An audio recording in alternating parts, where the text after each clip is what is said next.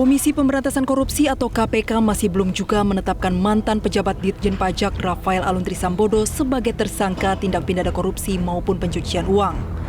Padahal tak sedikit fakta yang terungkap dan menguatkan unsur pidana yang dapat menjerat ayah dari tersangka penganiayaan Mario Dandi itu.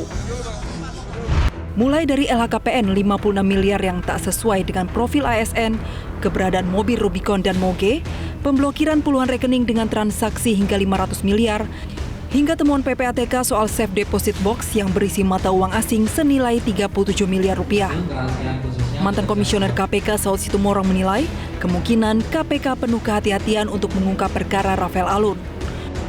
Meski banyak kasus besar berjalan bertahun-tahun, Saud menyebut seharusnya KPK memprioritaskan kasus ini. Cuman pertanyaannya, ini menjadi kita kelihatan tidak sabar karena memang udah terungkap ke publik. Itulah salah satu sebab kenapa penyelidikan itu kalau dilakukan dari awal, termasuk meneliti orang-orang yang memiliki LHKPN yang dicurigai ini atau katakanlah laporan LHA-nya PPATK dijalankan, akan lebih baik. Kalau sekarang ini kan udah muncul ke publik.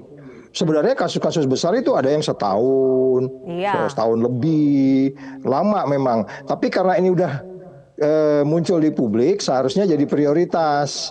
Apalagi common sense kita itu udah nggak sulit-sulit amat ini. Kalau kita harus buktiin rumahnya di sini, ininya di sini, kalau agak sulit-sulit ya masuk aja satu mobil kemarin itu aja deh. Itu aja itu udah cukup sebenarnya. Sementara itu, Koordinator Masyarakat Anti Korupsi Indonesia atau MAKI, Boyamin Saiman, curiga ada unsur politik di balik lambatnya penanganan perkara Rafael Alun, termasuk mempertimbangkan dampak yang terjadi dalam pengusutan ex-pejabat pajak itu.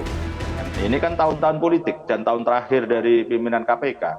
Mungkin barangkali mulai melirik-lirik sana, mungkin ingin terpilih lagi, jadi mulai melakukan beberapa hal yang kira-kira dugaan lobby-lobby dan segala macam ingin terpilih lagi atau nanti setelah ini jadi apa gitu. Ada yang lebih tinggi lagi nampaknya dari itu. Saya hanya melihat itu aja. Jadi ini melihat sejauh mana kira-kira dampak dari yang bersangkutan kalau ini keras misalnya. Menurut Boyamin, alat bukti dalam kasus Rafael Alun sudah sangat cukup sehingga kasus ini dapat naik ke tingkat penyidikan. Boyamin mengancam jika selama 3 bulan tidak juga ditindaklanjuti, maka pihaknya akan mengajukan pra-peradilan agar publik mengerti dugaan penyelewengan ini. Dari Jakarta, Tim Liputan Media Group Network.